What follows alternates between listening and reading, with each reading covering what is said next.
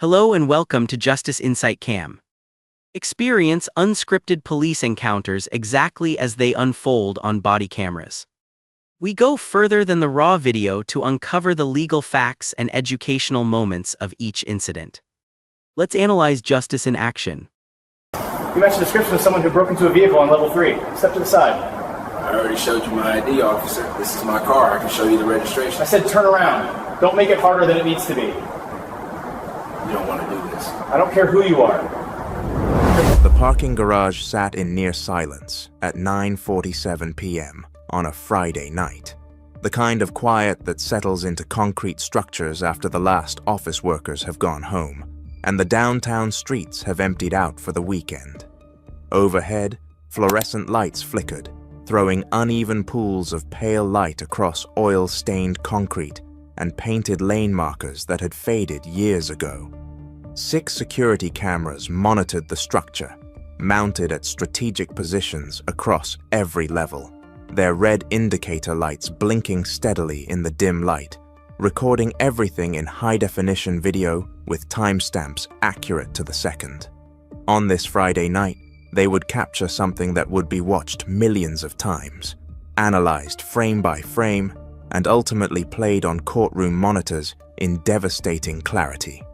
36-year-old Darnell Ashford walked across the second level toward his truck, his boots echoing off the concrete in a steady rhythm. He wore jeans, a grey Henley shirt, and a watch his team had given him after his 4th deployment. Nothing flashy, nothing suspicious, just a man heading to his vehicle after dinner with his younger sister. But Darnell wasn't just any civilian. He was a Navy SEAL with 4 combat deployments across 3 theaters of war, 14 years of active service, and a Bronze Star with Valor Device for actions in Afghanistan that remained classified. He had led extraction missions under enemy fire. He had carried wounded teammates across hostile terrain in total darkness. At 36, he was transitioning to civilian life, trying to build something normal after more than a decade of extraordinary service. But in that parking garage, wearing civilian clothes and carrying nothing but his keys and his phone, none of that mattered. None of his sacrifice, none of his service, none of the nights he spent in combat zones protecting a country that was about to show him exactly how it treated men who looked like him. His truck was parked 40 feet ahead, a black Ford F-150 with a small American flag decal on the rear window. He was reaching for his keys when he heard it. Tires on concrete behind him, moving slowly, deliberately. Then headlights flooded the garage, washing the walls in harsh white light. A patrol car rolled toward him with the kind of slow, predatory approach that every black man in America recognizes instinctively. The cruiser idled with a low growl. The headlights didn't dim. And in that moment, Darnell Ashford felt a tension he hadn't felt since his last firefight in Kandahar province. The difference was that in Kandahar, he knew the rules of engagement. Here, the rules were whatever the man behind that badge decided they were. Before we continue, where are you watching from? If this is your first time here, please hit that subscribe button. Clears throat. Stories like these need to be shared, and your support helps us bring more truth to light. Officer Craig Lundgren had served with the Metropolitan Police Department for 16 years, building what his supervisors described as an impressive record of proactive law enforcement. His arrest numbers were consistently among the highest in his precinct. His evaluations praised his initiative, his willingness to engage in situations where other officers might hesitate. That was the official version, the version that earned him commendations and favorable assignments. But beneath that polished record lay something his supervisors chose not to see. 8 civilian complaints over 11 years, 4 of them filed by black men alleging racial profiling, excessive force, and unlawful detention. Each complaint reviewed by internal affairs and dismissed with language that had become routine. Insufficient evidence to sustain the allegation. Officer's account consistent with departmental policy, no independent witnesses to corroborate the complainant's version. Lundgren had learned the system. He understood that complaints without video evidence almost always died in the internal affairs process. He knew that his word as a 16-year veteran carried more weight than the word of the civilians he stopped, one especially when those civilians were black men with no cameras rolling. Internal affairs had flagged him twice. The first flag came after his 6th year, when 3 complaints arrived within an 8-month period. The second came at year 12, when a lieutenant noticed that Lundgren's use of force reports disproportionately involved black males in Lotra areas. Both investigations were opened quietly and closed even more quietly, buried under departmental bureaucracy and a union that fought every disciplinary action with ferocity. Fellow officers knew. They had seen Lundgren operate. They had heard him in the locker room making comments about certain neighborhoods and certain people that crossed lines. Most of them wouldn't cross out loud, but they looked the other way, because his numbers made the precinct look good, because challenging a fellow officer meant becoming an outcast. Lundgren had a particular pattern. He preferred late-night stops, parking garages, parking lots, side streets with poor lighting, places where he assumed there would be fewer witnesses, fewer phones recording. He had perfected his routine over 16 years. Approach aggressively. Establish dominance immediately. Escalate at the first sign of anything he could interpret as resistance. Then write a report that painted the picture of a dangerous suspect and a brave officer doing his duty. It had worked every single time until that Friday night when he pulled onto the second level and saw a large black man walking alone in the dim light. What Lundgren didn't know was that the man he was about to target had more combat experience than every officer in his precinct combined, and that 6 security cameras were recording every angle of what was about to become one of the most damning police encounters of the year. The cruiser door opened with a heavy metallic click that echoed through the concrete structure. Lundgren stepped out, leaving his headlights on, the high beams pinning Darnell's shadow against the far wall like a target.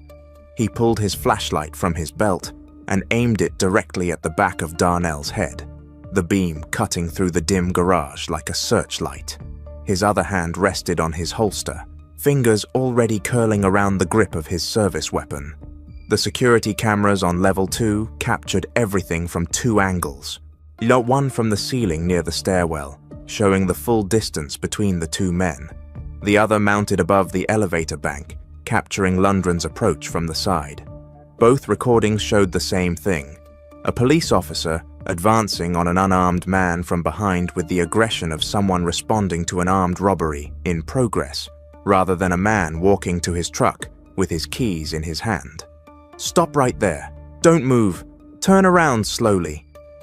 Lundgren's voice bounced off the concrete walls, sharp, commanding, loud enough to echo through the entire level. It wasn't phrased like a request. It was a threat wrapped in authority, the voice of a man who expected immediate obedience and was already preparing for what he'd do if he didn't get it. Darnell stopped, his military training activated instantly, the way it always did under pressure, bypassing emotion and locking into protocol. De-escalate, comply visibly, keep your hands where they can be seen, narrate your movements, survive. He raised both hands slowly, palms open and facing outward at shoulder height, and turned around in a deliberate rotation that took nearly 4 full seconds. The cameras captured his face as the flashlight hit it. Calm, controlled, the expression of a man who had stared down enemy combatants in pitch-black compounds and understood that panic got people killed. "Officer, I'm just walking to my truck." Darnell's voice was steady, respectful, measured. He nodded toward the F-Zero, parked 30 feet behind him, the American flag decal visible in the cruiser's headlights. "That's my vehicle right there." Lundgren didn't look at the truck, didn't acknowledge the explanation, and he didn't lower his flashlight or take his hand off his weapon. The cameras recorded his eyes fixed on Darnell, scanning him up and down with a look that had nothing to do with officer safety and everything to do with the conclusions he'd already drawn. The moment he saw a large black man alone on a dim parking level at night, in Lundgren's mind, the situation was already decided. The only thing left was finding a justification. "I've had reports of vehicle break-ins in this garage." Lundgren's voice carried the rehearsed confidence of a lie he'd used dozens of times before. "I need to see some identification." The cameras captured the demand clearly, the audio sharp in the quiet structure, every word recorded with the kind of clarity that would later make defense attorneys wise. Darnell kept his hands visible, his posture non-threatening, his breathing controlled. "Of course, officer, I'm going to reach into my back pocket for my wallet. I'm reaching slowly. Just my wallet." He narrated every movement the way black men in America learned to do. Not because it's taught in any school, but because it's passed down through generations of survival, through stories of traffic stops that turned fatal, through videos shared as warnings, through the unspoken understanding that your hands are either visible or they're a death sentence. His right hand moved toward his back pocket in exaggerated slow motion, fingers extended, palm open, every inch of movement deliberate and announced. The ceiling camera captured the full picture. A man moving with the careful precision of someone defusing a bomb, he doing everything in his power to appear non-threatening to a police officer who had already decided he was a threat. Lundgren interpreted that careful, deliberate movement as something else entirely, as mockery, as defiance, as a black man moving too slowly on purpose to disrespect his authority. His face tightened, the cameras capturing the shift from manufactured professionalism to genuine anger. He closed the distance in 2 quick steps, swung his hand upward, and slapped the wallet out of Darnell's grip before he could even open it. The wallet skidded across the concrete floor, spinning under a parked sedan.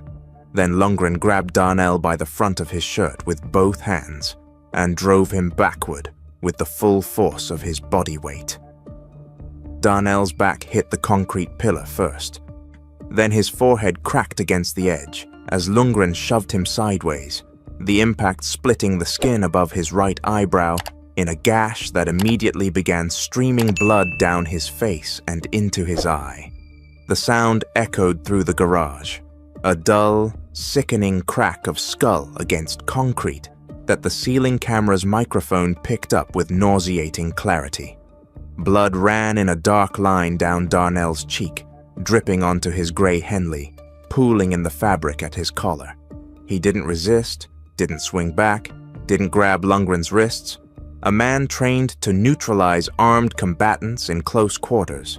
A man who could have ended that confrontation in under 3 seconds, with techniques classified by the Department of Defense, stood bleeding against a concrete pillar with his palms flat against the surface, and said 5 words. "Oh, I'm not resisting, sir." The cameras recorded everything, the shove, the impact, the blood, the absolute stillness of a man who refused to give Lundgren the excuse he was looking for. And Lundgren's face flushed and breathing hard, the expression of a man who was angry not because he was threatened, but because his authority existed in the same space as a black man who wouldn't break. Keisha Ashford, 29, was a registered nurse at Street David's Medical Center, a woman who spent her days caring for patients in the trauma unit, monitoring vital signs, and staying calm in situations that would break most people. She had driven her brother to dinner that evening because his truck had been parked downtown since that morning, and it made sense to ride together. The plan was simple. She'd pull her car up to the 2nd level, he'd pick him up at the elevator bank, and they'd both head home. A normal Friday night, the kind of ordinary evening that shouldn't make the news. She turned onto the 2nd level ramp at 9:52 p.m. and saw the flashing lights immediately, blue and red strobing against concrete walls, bouncing off windshields of parked cars, filling the level with the kind of urgent light that her nursing instincts associated with emergencies. She pulled forward slowly, her headlights sweeping across the scene, and what she saw through her windshield stopped her heart. Her brother bleeding from a gash above his right eye, face pressed against a concrete pillar, a police officer behind him with a knee driven into the center of his back, one hand gripping the back of Darnell's neck, pressing his face harder into the rough surface. Kesha slammed the car into park and was out the door before the engine fully stopped. Her scream echoed through the structure, raw and guttural, the sound of a woman watching someone she loved being brutalized. "What are you doing to him? That's my brother. What did he do?" Lundgren whipped around, his face flushed, his expression shifting from aggression to irritation at being interrupted. "Get back in your car now. You interfere with this and I'll arrest you too." His voice was a snarl, the cameras capturing every word. The threat aimed at a 9-year-old woman whose only crime was witnessing what he was doing. Kesha didn't get back in her car. Her hands were shaking. Tears streamed down her face. But she pulled out her phone, opened the camera, and started recording. Her nursing training had taught her to function through panic, need to keep working when everything inside her was screaming. She pointed the lens directly at Lundgren and began narrating in a voice that trembled but never stopped. "That's my brother on the ground. His name is Darnell Ashford. He's a Navy SEAL. He served this country for 14 years. He has a Bronze Star. He was walking to his truck. He's bleeding from his head. This officer is kneeling on his back." "Why are you doing this? Why is he bleeding?" "Put that phone away right now." Lundgren barked, pointing at her, his face contorted with the rage of a man who understood on some level that he was being documented. "Shut that off or you're going to jail." She didn't shut it off. She stood her ground 15 feet from her brother, recording everything the overhead cameras might not capture in detail. The close-up of blood running down Darnell's face. Either way, Lundgren's knee pressed into his spine. The snarling expression of an officer who wasn't protecting anyone, but was punishing a man for existing in the wrong place with the wrong skin color. Her footage would later sync with the security cameras to create a complete record, multiple angles, ground level, and overhead of every second of what Craig Lundgren did that night. Lundgren forced Darnell off the pillar and drove him face down onto the garage floor. Darnell's chest hit the concrete with a heavy impact, his cheek pressing into oil-stained pavement, the gash on his forehead smearing blood across the surface in a dark streak. The cameras captured in sharp detail. He didn't resist, didn't tense, didn't pull away. He lay flat with his arms at his sides, palms up, offering zero resistance to a man who needed none to continue. Lundgren grabbed Darnell's right wrist and wrenched it behind his back with a violent upward twist that the ceiling camera recorded clearly. The angle of the arm bent far beyond what any use of force policy would justify on a compliant subject. Then the left wrist yanked back with equal aggression. The metallic click of handcuffs echoed through the concrete structure. The sound sharp and final, bouncing off the walls and ceiling like a gunshot. Kesha's phone captured the audio clearly. The ratcheting of the cuffs tightening, then tightening further, Lundgren cranking them down until the metal bit into skin. Then he planted his knee in the center of Darnell's spine and pressed his full weight downward. Darnell's chest compressed against the concrete. His breathing changed immediately, shallow and labored. In each inhale, a struggle against 210 pounds of pressure concentrated on his back.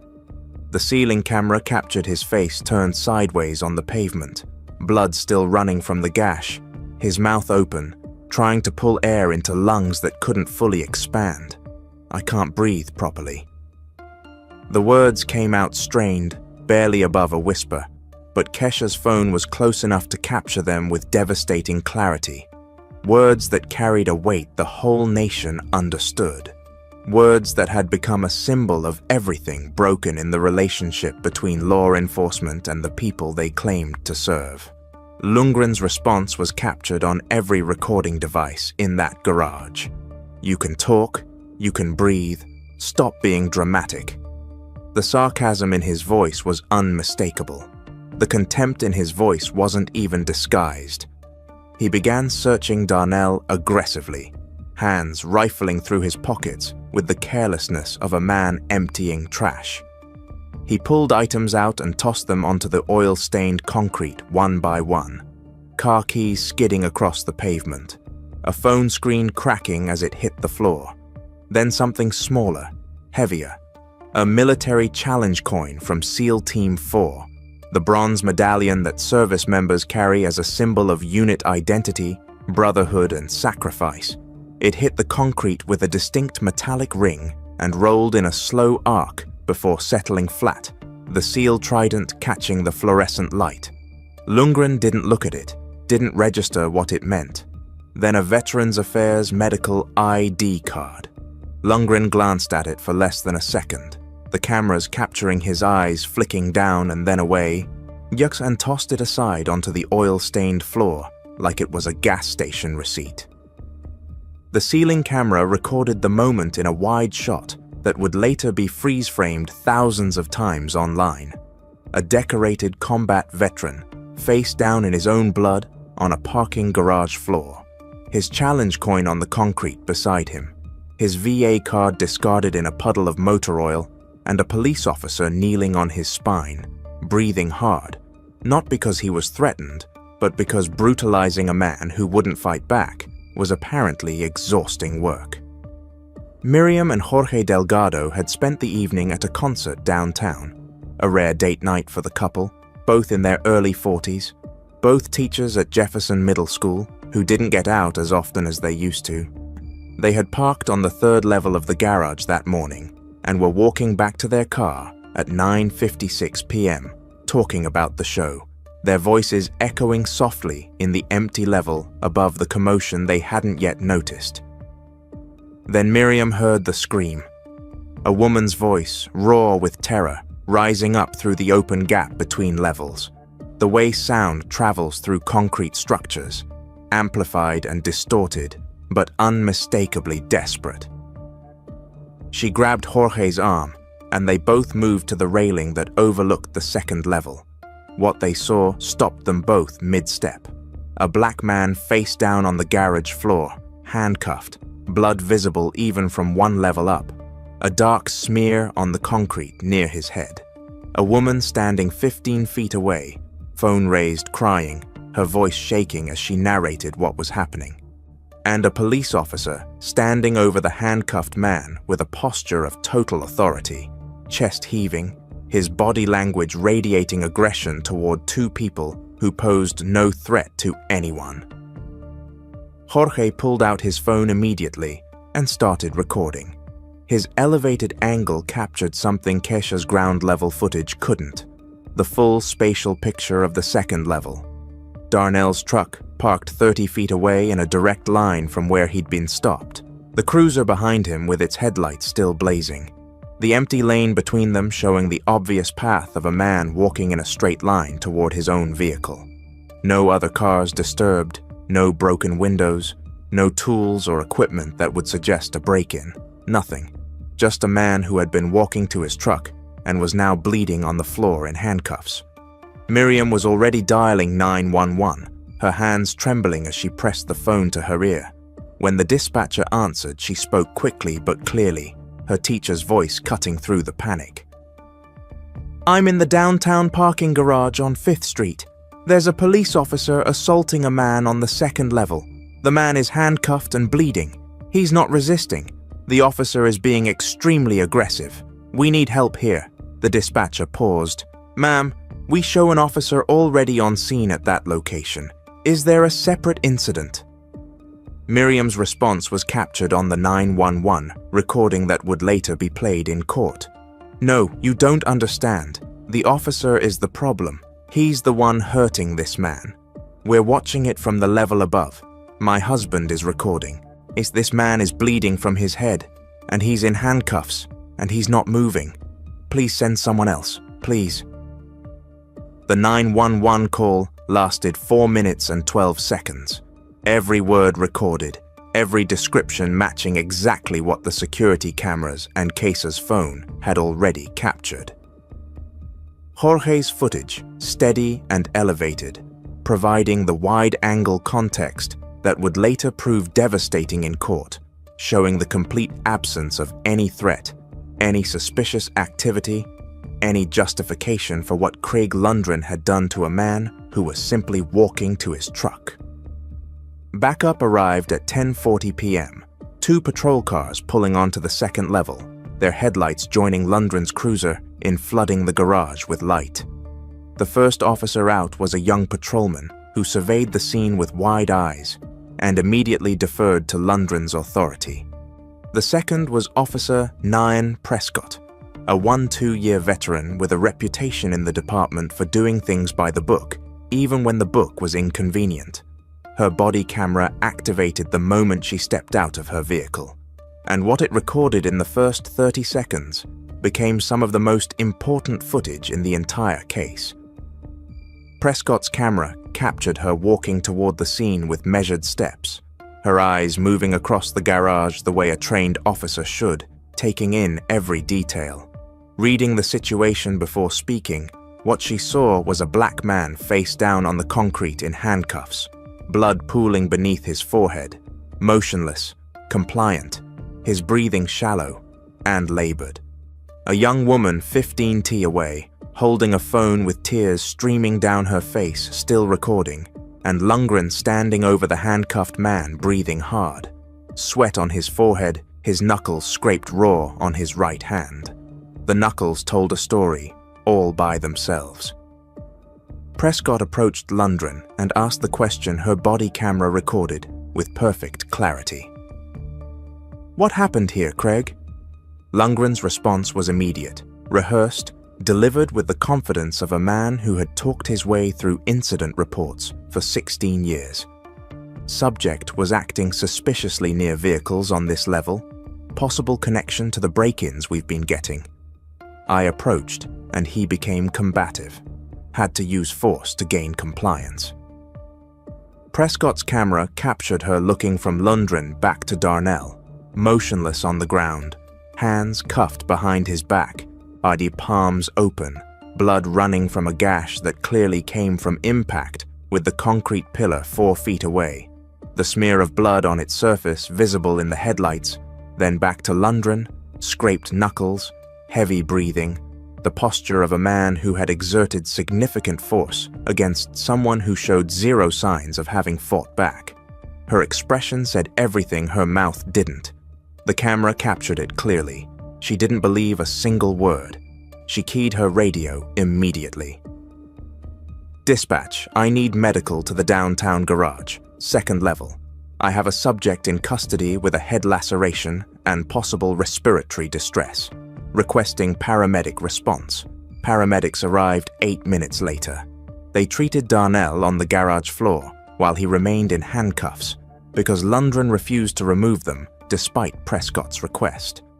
The laceration above his right eyebrow required 7 stitches.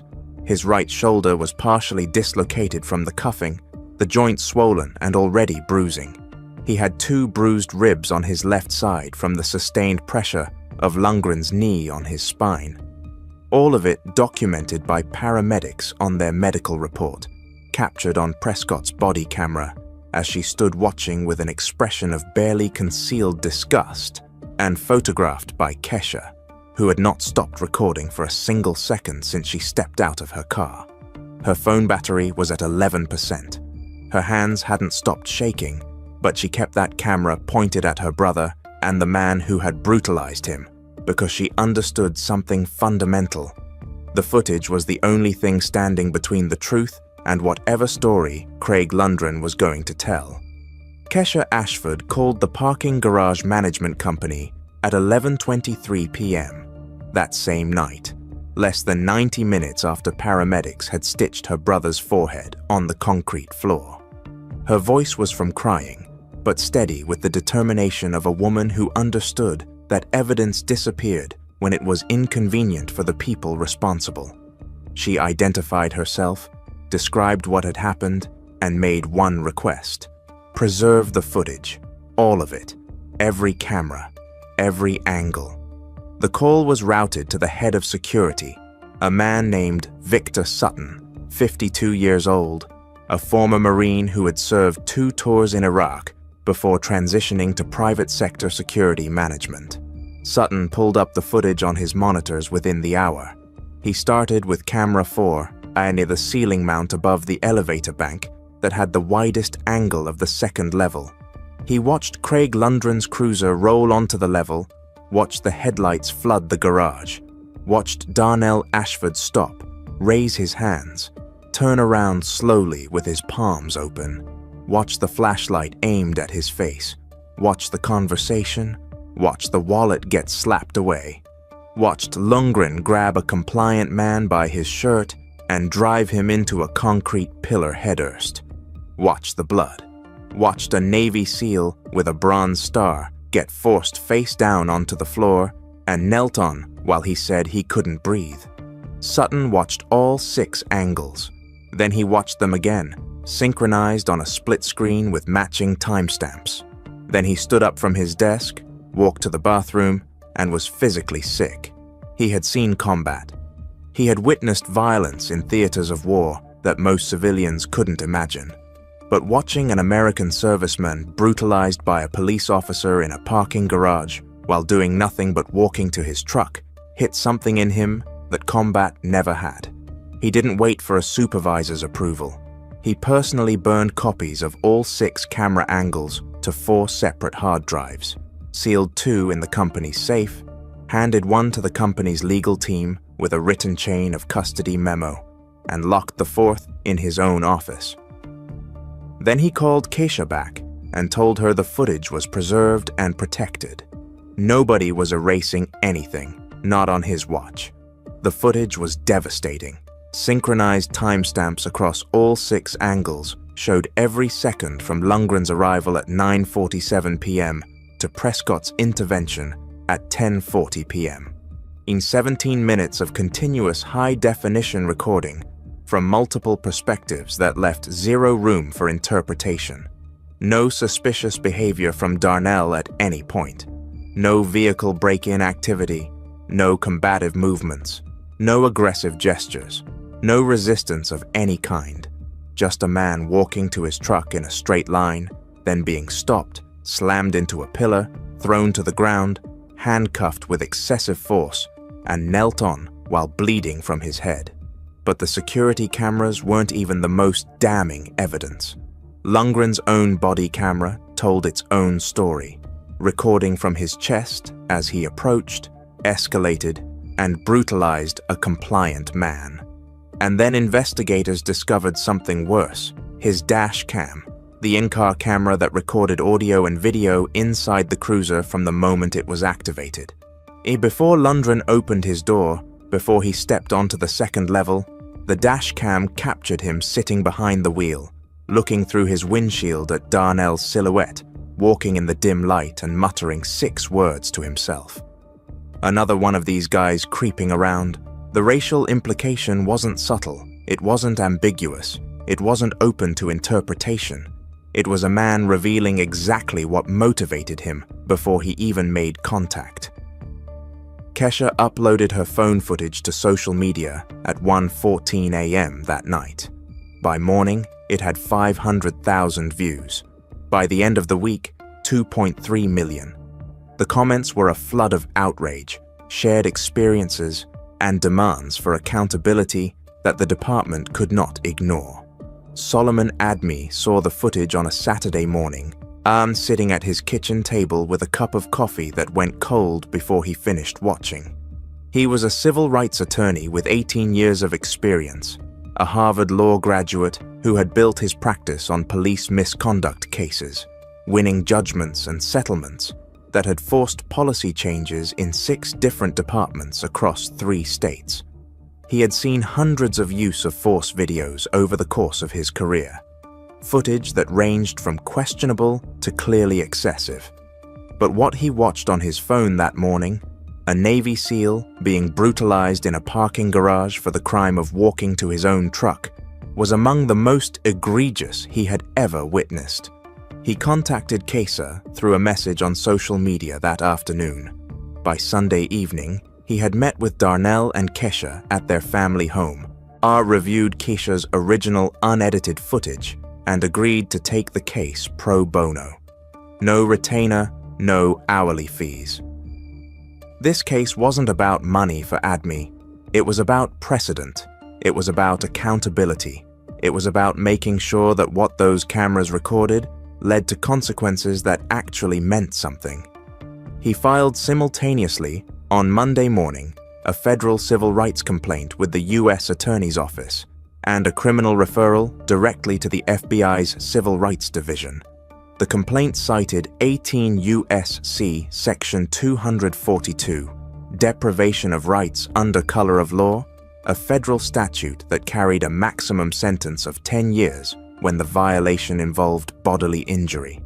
The filing included Kesa's footage, the 911 recording from Miriam Delgado, and a formal request to preserve and obtain all parking garage security footage and all police department recordings, including body camera and dash cam video. The FBI opened their investigation within 72 hours. Federal agents pulled Lundgren's complete service record, every incident report, every use of force filing, every civilian complaint, every internal affairs review from 16 years on the force. What they found was a horror show, documented in the department's own paperwork. 23 stops of black men in parking structures and parking lots over the previous 3 years alone. Not a single one resulting in actual criminal charges. Every report following the same pattern. Suspicious behavior near vehicles. Subject became combative when approached. Force used to gain compliance. 23 times the same story. Your 23 black men stopped, detained, searched, and released without charges because there were never any crimes to charge them with. The 8 prior civilian complaints took on new weight under federal scrutiny. Each one described the same escalation pattern. Each one had been dismissed by internal affairs with identical boilerplate language. Each one represented a moment where the department had the opportunity to stop Lundgren and chose not to.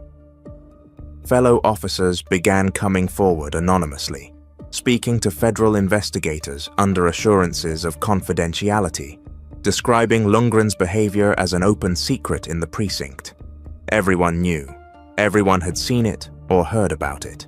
Nobody had reported it through official channels because the culture of the department made clear that officers who broke ranks faced consequences far more severe than officers who broke the law. The police union deployed its standard defense. Lundgren was a decorated officer acting within the scope of his duties. The stop was justified based on reported vehicle break-ins. The use of force was proportional to the perceived threat, but the footage was too damning for the usual playbook. The dash cam audio alone, another one of these guys creeping around, destroyed any argument that the stop was motivated by anything other than race. The chief of police, facing national media coverage that showed no signs of diminishing and public pressure that intensified with every news cycle, suspended Craig Lundgren without pay 9 days after the incident. It was the first meaningful discipline of his 6-year career, and it was only the beginning. The federal indictment came down 4 months after the incident. 2 counts of deprivation of rights under color of law under 18 U.S.C. Section 242. 1 count of assault under color of authority. Craig Lundgren was arrested at his home by FBI agents, who put him in the same handcuffs he had used on dozens of men whose only crime was being black in his presence. The trial lasted 3 weeks. The prosecution opened with the footage. All 6 parking garage camera angles played simultaneously on a massive split-screen display, synchronized to the second.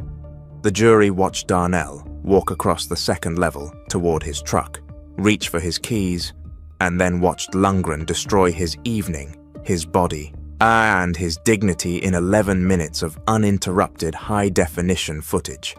The wallet slapped away, the skull driven into concrete, the blood, the knee on the spine. I can't breathe properly. Stop being dramatic. The challenge coin rolling across oil-stained concrete. Every moment captured from 6 angles. And one phone held by a woman whose hands never stopped shaking. Darnell testified for 4 hours. His service, 4 deployments. The brothers he lost overseas. The funerals where he folded flags. And then that Friday night, the headlights, the flashlight, the moment his forehead hit the pillar and everything went white. I have been in firefights where I genuinely believed I was going to die, he told the jury. And the most afraid I have ever been in my life was lying on that garage floor with a police officer's knee on my back. Because in combat, I knew the rules. In that garage, there were no rules. There was just him. Kesha testified through tears. The Delgato described what they witnessed from the level above. Officer Prescott took the stand and told the courtroom what her body camera had already shown on her face. I knew he was lying. I've been on this job for 12 years, and I knew within 30 seconds that what Officer Lundgren described did not happen. The defense argued protocol, lawful stop, non-compliance justified escalation. Standard playbook. Then the prosecution played the dash cam audio. Lundgren's face behind the windshield, looking at Darnell's silhouette. Another one of these guys creeping around. The courtroom went silent. Not polite. Quiet, absolute silence. 12 jurors understanding in 6 words exactly what motivated everything that followed. The jury spent 1 day and 4 hours deliberating. Guilty on all counts. Lundgren was sentenced to 5 years and 4 months in federal prison. The judge was direct. You swore an oath to protect the public, and you used that oath as a weapon against the very people you were supposed to serve. He was remanded into custody immediately. He did not look at Darnell as he was led from the courtroom. The civil lawsuit settled for $4.7 million, plus sweeping departmental reforms that went further than any the department had agreed to in its history. Mandatory de-escalation training with annual re-certification, independent civilian review of all stops in parking structures and low-visibility environments, a civilian oversight board with full subpoena power, quarterly public reporting on use of force demographics broken down by race, location, and outcome. Complete overhaul of the internal affairs process with mandatory external review of racial profiling complaints. Zero tolerance for failing to activate body cameras. Court-enforceable mandates with a federal monitor appointed for 5 years. A $600,000 compensation fund was established for Lundgren's previous victims. The 23 black men he had stopped in parking structures over 3 years, detained, searched, humiliated, and released without charges, were contacted through a dedicated outreach program to receive restitution and counseling.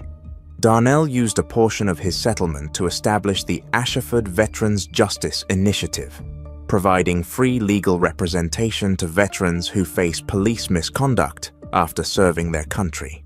Black and brown veterans experienced disproportionately higher rates of hostile police encounters despite their service. The initiative partnered with veteran organizations and civil rights firms across 11 states in its first year, taking on 34 cases. Kesha's footage became required viewing in police me's nationwide. A case study in what unlawful force looks like, what a compliant subject looks like, and what happens when officers allow bias to override their oath. Victor Sutton, the former Marine who preserved the garage footage, mounted a small bronze plaque on the pillar where Darnell bled. 5 words. Rights don't end where concrete begins. Lundgren served his sentence, maintaining he'd done nothing wrong. Never apologized, never acknowledged what 6 cameras and a dash cam recorded. His name became synonymous with the brutality that thrives where officers assume no one is watching but someone was always watching. 6 cameras, a sister with a phone, a couple on the level above, a former Marine who refused to let the truth be erased, and a Navy SEAL who survived combat across 3 theaters of war only to face the fight of his life in an American parking garage 40 feet from his own truck with an American flag decal on the rear window. If you believe veterans who served this country deserve to come home to a nation that respects their rights, that officers who assault civilians based on race deserve federal prison, and that cameras can be the difference between justice and another buried complaint, subscribe and turn on notifications. Tomorrow, we have another story that proves the truth doesn't stay hidden when ordinary people refuse to look away. This case was disturbing, but the one on the right ends in a way no one expects. Thanks for watching our coverage. If you gained valuable insights from this case, make sure to like, share, and subscribe to Justice Insight Cam. Remain observant, stay safe out there, and catch our next investigation.